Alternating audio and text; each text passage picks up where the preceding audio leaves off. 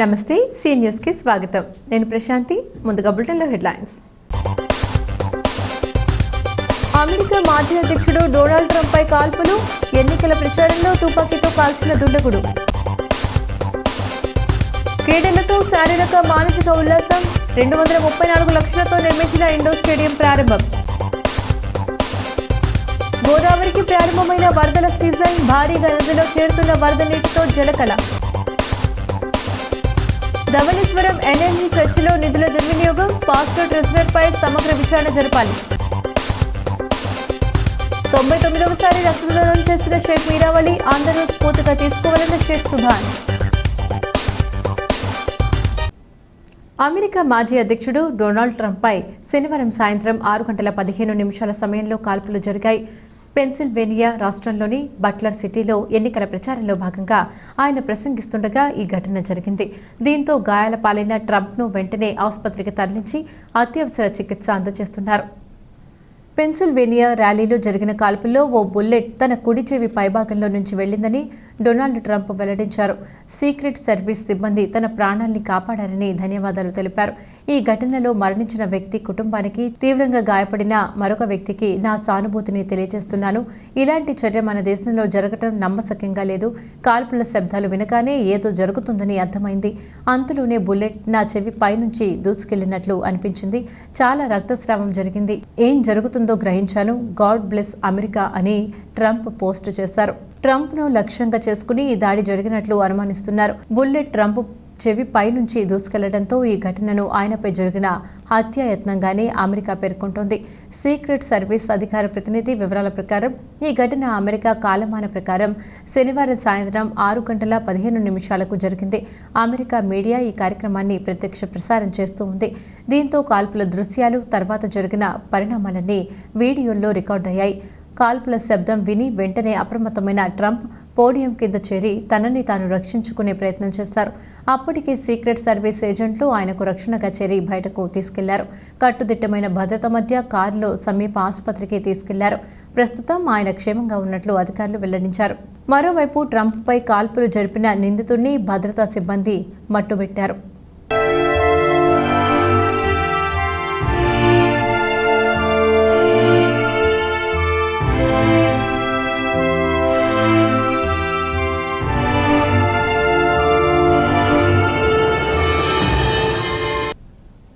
శారీరకంగా, మానసికంగా దృఢంగా ఉండటానికి క్రీడలు ఎంతో దోహదపడతాయని, షటిల్ బ్యాడ్మింటన్ క్రీడల్లో ప్రతిభను ప్రదర్శించే క్రీడాకారులను బాగా ప్రోత్సహించడానికి ఇండోర్ స్టేడియం చక్కని వేదిక అవుతుందని రాజమహేంద్రవరం సిటీ శాసనసభ్యులు ఆదిరెడ్డి శ్రీనివాస్ పేర్కొన్నారు. స్థానిక 50వ డివిజన్ గాంధీపురం 4వ ప్రాంతంలో 234 లక్షలతో నిర్మించిన ఇండోర్ బ్యాడ్మింటన్ స్టేడియంలో శాసనసభ్యులు Adireddy Vasu, municipal commissioner K Dinesh Kumar, స్థానిక నాయకులు, అధికారులతో కలిసి ప్రారంభించారు. ఆదిరెడ్డి మాట్లాడుతూ శారీరక, మానసిక ఉల్లాసానికి క్రీడలు ఎంతో అవసరమని, ఆ దిశగా విద్యార్థులు బ్యాడ్మింటన్ క్రీడ పట్ల తమ ప్రతిభ, నైపుణ్యాలను ప్రదర్శించేందుకు నూతనంగా నిర్మించి ప్రారంభించుకుంటున్న ఇండోర్ స్టేడియం చక్కని వేదిక కానుందన్నారు. క్రీడల పట్ల ఆసక్తి గల ప్రతి ఒక్కరూ జిల్లా, రాష్ట్ర, జాతీయ స్థాయిలో తమ ప్రతిభ, నైపుణ్యాలను ప్రదర్శించేందుకు కేంద్ర, రాష్ట్ర ప్రభుత్వాలు చక్కని అవకాశాలు కల్పిస్తున్నాయని, వాటిని సద్వినియోగం చేసుకోవాలని పిలుపునిచ్చారు. దినేష్ కుమార్ మాట్లాడుతూ 234 లక్షలు సాధారణ నిధులతో నిర్మించి ప్రారంభించిన షటిల్ బ్యాడ్మింటన్ ఇండోర్ స్టేడియంలో 3 కోట్లు ఉంటాయని, మొత్తం 1294.29 చదరపు మీటర్ల నిడివి గల ఇక్కడ షటిల్ బ్యాడ్మింటన్ ఆడుకునేందుకు వచ్చిన క్రీడాకారులకు ఎంతో సౌకర్యవంతంగా ఉండేలా నిర్మాణం చేపట్టి ప్రారంభించుకోవడం జరిగిందని పేర్కొన్నారు. DP Narayana, DEP Prasad, AE G Sharmila, SE G Pandurangarao, badminton coach K Vijay, Janasena city incharge Anusri Satyanarayana, Marukurthi Ravi Yadav తదితరులు పాల్గొన్నారు. గోదావరి నదికి వరదల సీజన్ వచ్చేసింది. నిన్న మొన్నటి వరకు ఎండిపోయిన గోదావరికి ఒక్కసారిగా జలకళ చేరింది. గోదావరి జన్మస్థలమైన మహారాష్ట్రలో కురుస్తున్న భారీ వర్షాలతో నదిలో భారీగా వరద నీళ్లు చేరుతోంది. దీంతో అన్ని శాఖల అధికారులు అప్రమత్తమై రక్షణ చర్యలు చేపడుతున్నారు. ప్రతి ఏటా జూలై 2వ వారం నుంచి ఆగస్టు నెలాఖరు వరకు గోదావరికి వరద పోటెత్తడం ఆనవాయితీగా వస్తుంది. ఎగువ ప్రాంతాల్లో కురుస్తున్న భారీ వర్షాలతో గోదావరి నదిలోకి వరద నీరు భారీగా చేరుతోంది. భద్రాచలం, కొయిద, కుంట, పోలవరం, ధవళేశ్వరం వరద నీరు ప్రవాహ వేగం పుంజుకుంటుంది.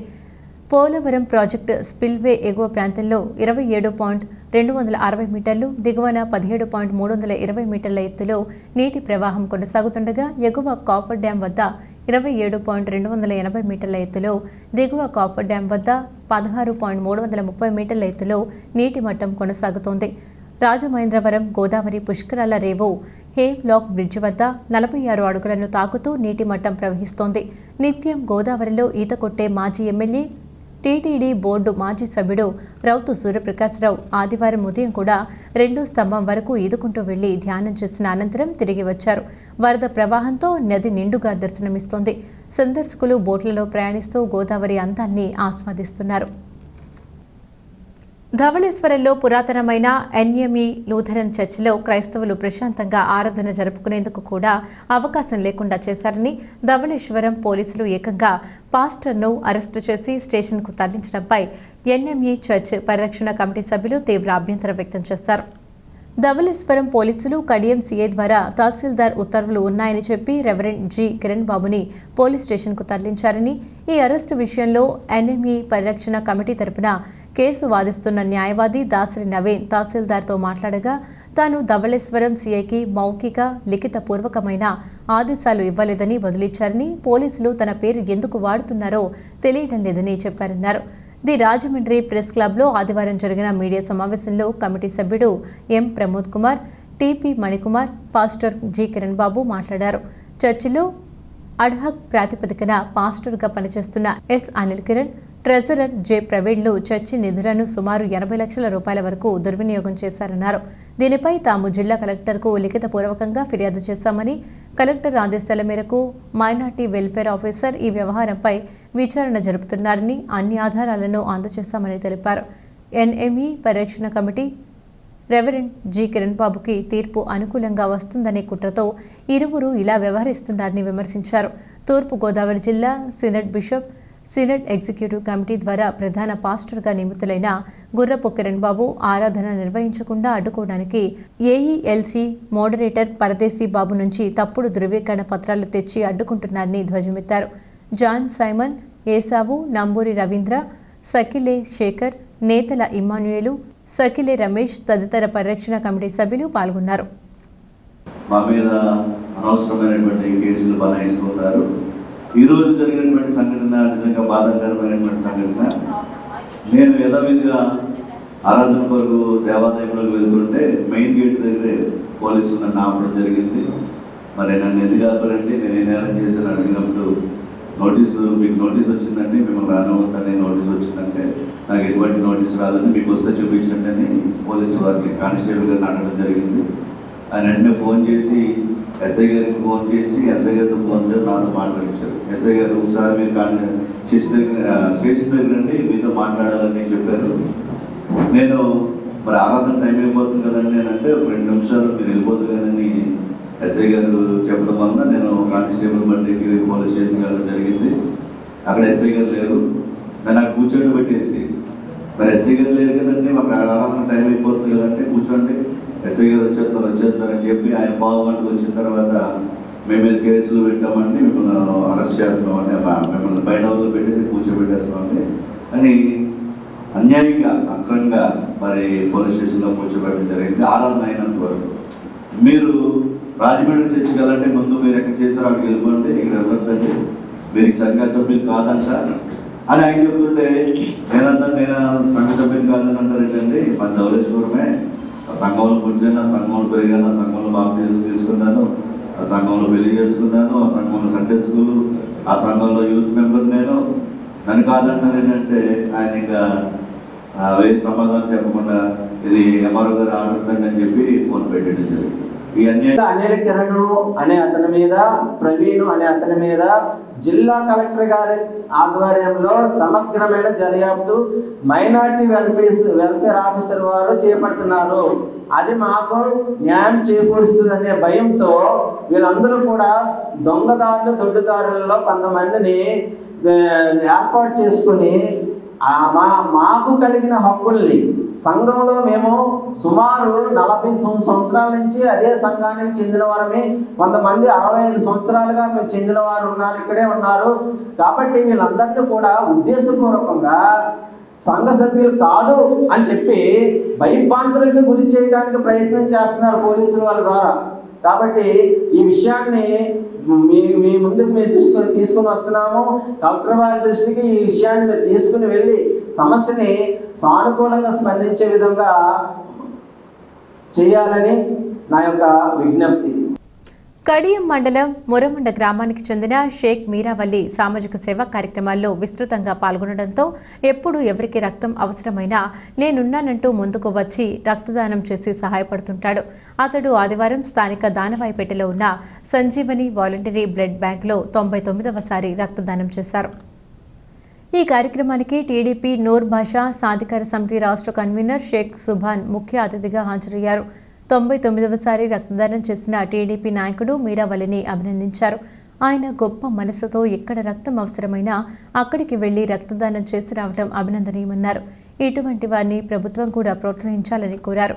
నిరంతరాయంగా రక్తదానం చేస్తున్న మీరావల్లిని స్ఫూర్తిగా తీసుకుని ఆపదలో ఉన్నవారి ప్రాణాలు కాపాడేందుకు మరింత మంది రక్తదాతలు ముందుకు రావాలని పిలుపునిచ్చారు. ఆయనకు ఆ భగవంతుడు ఆయురారోగ్యాలు ఇవ్వాలని ప్రార్థించారు. ఆయన వచ్చే అక్టోబర్ 18వ తేదీన 100వసారి రక్తదానం చేస్తారని, అప్పుడు అభినందన సభ ఏర్పాటు చేస్తామని తెలిపారు. మీరావల్లి మాట్లాడుతూ 1993వ సంవత్సరం నుంచి ప్రతి 3 నెలలకు ఒకసారి రక్తదానం చేయడం అలవాటుగా మార్చుకున్నానని తెలిపారు. రాజమహేంద్రవరంతో పాటు కాకినాడ, గుంటూరు కూడా వెళ్లి రక్తదానం చేసి వచ్చానని పేర్కొన్నారు. ఆపదలో ఉన్న వారి ప్రాణాలను కాపాడాలనే తలంపుతోనే ముందుకు సాగుతున్నానని వెల్లడించారు. కార్యక్రమంలో manager Nookala Prakash, blood bank incharge Satyanarayana, Kollimalla Kasulu తదితరులు పాల్గొన్నారు. అందరికీ నమస్కారం అండి. మాది కడియం మండలం మురమండ గ్రామం అండి. నేను 1993 నుంచి ఇలాగ 3 నెలలకు ఒకసారి బ్లడ్ ఇస్తున్నానండి. అలాగే ఎక్కడ అవసరం ఉన్నా నేను హైదరాబాద్, మనుగూరు, భద్రాచలం, ఇలా గుంటూరు, అన్ని చోట్ల, కాకినాడ, రాయమండ్రి ఎక్కడ అవసరం అక్కడ ఇస్తున్నానండి. అలాగే ఎంతోమంది బ్లడ్ అందుకే చాలామంది ప్రాణాలు పోతున్నాయండి. అలాగే అందరూ స్వచ్ఛంగా ముందుకు వచ్చి బ్లడ్ ఇవ్వాలని, ఇది ఒకరి కోసం కాకుండా అందరి ప్రాణాలు బాగుండాలి, అందరూ చల్లగా ఉండాలి. ఇవాళ 99సారి ఇస్తున్నాను నేను. నా పేరు ఎస్కే వల్లి మీరా, మా ఫాదర్ పేరు షేక్ ఫకీర్ సాహిబ్, మా అమ్మగారి పేరు షేక్ అమ్మాజీ. ఇది ఈవేళ 99సారి రక్తదానం చేయడం జరుగుతుంది. మరి చాలా గొప్ప మనసుతోటి ఆయన ఎవరికి అవసరం వచ్చినా ఆ ఊరు వెళ్ళి బ్లడ్ ఇవ్వడం అనేది చాలా గొప్ప కార్యక్రమంగా నేను భావిస్తూ ఉన్నాను. మరి ఇటువంటి వ్యక్తుల్ని మనం రకరకాలుగా ప్రోత్సహించవలసిన అవసరం ప్రభుత్వ పరంగా కూడా ఉందని చెప్పేసి నా యొక్క విశ్వాసం. అలాగే ఇలాంటి రక్తదాతలను చూసి స్ఫూర్తి పొంది ప్రతి ఒక్కరు కూడా అవసరమైన వాళ్ళకి రక్తాన్ని ఇవ్వాలని చెప్పేసి ఈ సందర్భంగా తెలియజేసుకుంటూ, మా మిత్రుడు వలి ఇన్నిసార్లు మరి రక్తం దానం చేయటం అనేది చాలా గొప్ప కార్యక్రమంగా భావిస్తూ, రేపు రాబోయే 3 నెలల తర్వాత 100వసారి రక్తదానం చేసే కార్యక్రమాన్ని కొంచెం భారీ ఎత్తున మేము చేయాలని చెప్పేసి నిర్ణయించుకోవడం జరిగింది. ఆ కార్యక్రమాన్ని కూడా ఆయన అప్పుడు ఆరోగ్యంగా ఎప్పుడు కూడా జీవితాంతం కూడా ఆరోగ్యంగా ఉండి జీవితాంతం కూడా మరి ఇలాగే రక్తదానం ఇచ్చి మరింకో ఎంతో మందికి ప్రాణాన్ని నిలపాలని చెప్పేసి నేను కోరుకుంటూ ఆయనకి మరొకసారి అభినందనలు తెలియజేసుకుంటాను. సీజనల్ వ్యాధుల వ్యాప్తి నియంత్రణ వ్యవస్థ సమర్థవంతంగా నిర్వహించడంలో శాఖల మధ్య సమన్వయం ఎంతో కీలకమని జిల్లా కలెక్టర్ పి ప్రశాంతి స్పష్టం చేశారు. కలెక్టరేట్ దృశ్య మాధ్యమం ద్వారా సీజనల్ వ్యాధులు నియంత్రణ చర్యలపై incharge joint collector K Dinesh కుమార్తో కలిసి సమీక్ష నిర్వహించారు. ఈ సందర్భంగా కలెక్టర్ ప్రశాంతి మాట్లాడుతూ, ప్రతి ఒక్కరూ వ్యక్తిగత పరిశుభ్రత అత్యంత ప్రాధాన్యత ఇవ్వాలి. పరిసరాల పరిశుభ్రత, వ్యాధుల వ్యాప్తి నివారణ ప్రతి శుక్రవారం ఫ్రైడే డ్రై డేగా నిర్వహించాలన్నారు. జూలై 13 శనివారం జిల్లా వ్యాప్తంగా అన్ని ఓవర్ హెడ్ ట్యాంకులలో ఉన్న నీటిని తీసివేసి 5 లేదా 6 గంటలు పొడిగా ఉంచాలన్నారు. జిల్లా నుండి ఇన్ఫెక్షన్ పారద్రోలుదాం. ఎక్కడైనా వ్యాధి లక్షణాలు గుర్తిస్తే తక్షణం వైద్య సహాయం తీసుకోవాలి. కాచి చల్లార్చిన నీటిని త్రాగాలి. చేతులు పరిశుభ్రతపై విస్తృత ప్రచారం చేపట్టాలని ఆదేశించారు. జిల్లాలోని అన్ని ఓహెచ్ఆర్లని ఒకే సమయంలో పరిశుభ్రం చేసి నిలువ నీటిని పూర్తిగా వదిలేసి కనీసం 6 గంటలు డ్రై చేయాలన్నారు. జిల్లా వైద్య ఆరోగ్య అధికారి doctor K Venkateswararao, DCHS doctor NP Padmasri, జిల్లా ప్రభుత్వ ఆసుపత్రి superintendent doctor K Lakshmi Suryaprabha, DEO K Vasudevarao, DPO D Rambabu, RMC SE G Pandurangarao, ఇతర అధికారులు పాల్గొన్నారు. కడియం మండలం శెట్టిబలజపేటలో incharge joint collector Dinesh Kumar panchayat RWS వైద్య ఆరోగ్య శాఖ అధికారులతో పర్యటించి పాత మంచినీటి ట్యాంకును తనిఖీ చేశారు. సీజనల్ వ్యాధులు ప్రబలకుండా ప్రజలకు సురక్షితమైన తాగునీటిని అందించేందుకు చర్యలు చేపట్టాలని అధికారులను ఆదేశించారు. ఆయన మాట్లాడుతూ ప్రతి గ్రామంలో వాటర్ ట్యాంకులను పూర్తి స్థాయిలో శుభ్రం చేసి శుద్ధి చేసిన తాగునీటిని ప్రజలకు అందించే విధంగా ఆర్డబ్ల్యూఎస్ పంచాయతీ వైద్య ఆరోగ్య శాఖ అధికారులు సమన్వయంతో చర్యలు చేపట్టాలన్నారు. ప్రస్తుతం వర్షాకాలం కావడం వల్ల తాగునీటిలో ఎలాంటి సమస్యలు లేకుండా స్థానిక అధికారులు పర్యవేక్షిస్తూ ఉండాలన్నారు. సీజనల్ వ్యాధులు త్వరగా ప్రబలే అవకాశం ఉన్నందున తాగునీరు కలుషితమైతే ప్రజలు ఇబ్బంది పడతారన్నారు. అలాంటి ఇబ్బందులు తలెత్తకుండా అధికారులకు ముందస్తు కార్యాచరణ ప్రణాళికను అందించామని, ఆయా గ్రామాల ప్రజలు కూడా వీటిని పర్యవేక్షిస్తూ భాగస్వాములు కావాలని సూచించారు. గ్రామస్తులను వాటర్ ట్యాంకులు పరిశుభ్రత, స్వచ్ఛమైన నీటిని అందించడానికి పంచాయతీ అధికారులు తీసుకుంటున్న చర్యలపై ఆరా తీశారు. డిఎల్పిఓ ఎం నాగలత, ఎస్సీ బాలశంకర్, డిఏ శ్రీనివాసరావు, కడియం ఉప సర్పంచ్ వెలుగుబంటి నాని, తెదేపా నాయకుడు వనం సూరిబాబు, పంచాయతీ అధికారులు, సిబ్బంది పాల్గొన్నారు. రాజమహేంద్రవరంలో ప్రజలకు ఇబ్బందులు కలిగించే బ్లేడ్ బ్యాచ్, గంజాయి బ్యాచ్ లేకుండా అరికట్టే విధంగా చర్యలు చేపడతామని సిటీ శాసనసభ్యులు ఆదిరెడ్డి వాసు పేర్కొన్నారు. రాజేంద్ర నగర్లో మీ భద్రత మా బాధ్యత కార్యక్రమం శాసనసభ్యులు ఆదిరెడ్డి వాసు స్థానిక నాయకులు, అధికారులతో కలిసి నిర్వహించారు. ఆయన మాట్లాడుతూ నగరాన్ని బ్లేడ్ బ్యాచ్, గంజాయి బ్యాచ్ రహిత సిటీగా మార్చుతామని, దీనికి ప్రజల సహకారం కావాలని కోరారు. బ్లేడ్ బ్యాచ్, గంజాయి బ్యాచ్లు ఈ 5 సంవత్సరాల్లో పుట్టగొడుగుల్లా పెరిగి విచక్షణ జ్ఞానాన్ని కోల్పోయారని, వీరి ఆగడాలకు అడ్డుకట్ట వేసి పోలీస్ స్టేషన్కు తరలించినప్పటికీ వారి ప్రవర్తనలో మార్పు రాకపోవడం వల్ల ప్రజలకు అనేక ఇబ్బంది కలుగుతుందన్నారు. స్త్రీలు కూడా ఇబ్బంది పడుతున్నారని, ఇటువంటి ఆకతాయిల ఆట కట్టించడానికి పోలీసులకు ఫోన్ చేస్తే వారిపై చర్యలు తీసుకుంటామన్నారు. నగర ప్రజలకు ఏ విధమైన ఇబ్బందులు కలిగినా దృష్టికి తెస్తే పోలీస్ సహకారంతో పరిష్కరించడం జరుగుతుందన్నారు. టీఎన్టీయూసీ ఉమ్మడి జిల్లా మాజీ అధ్యక్షులు Nakka Chittibabu, DSP Adinarayana, one town CI Pullarao, రాష్ట్ర శెట్టి బలిజ సాధికార కన్వీనర్ కొడిపూడి సత్యబాబు, నక్కా దేవి వరప్రసాద్, ఎం శ్రీను, బొమ్మనమైన శ్రీనివాస్, జక్కంపొడి అర్జున్, గుత్తుల రమేష్, గూటాల సంజీవరావు పాల్గొన్నారు. బులెటిన్ ముగించే ముందు హెడ్లైన్స్ మరొకసారి.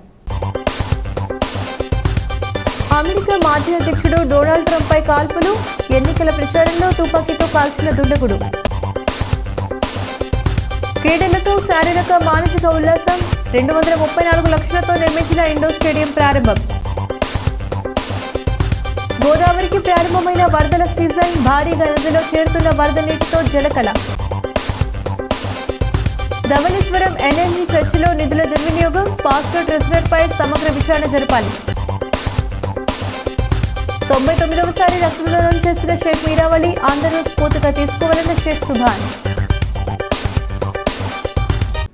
ఇవి వాటి సీ న్యూస్ అప్డేట్స్. తిరిగి మరొక బులెటిన్లో మళ్ళీ కలుద్దాం. అంతవరకు సెలవు, నమస్కారం.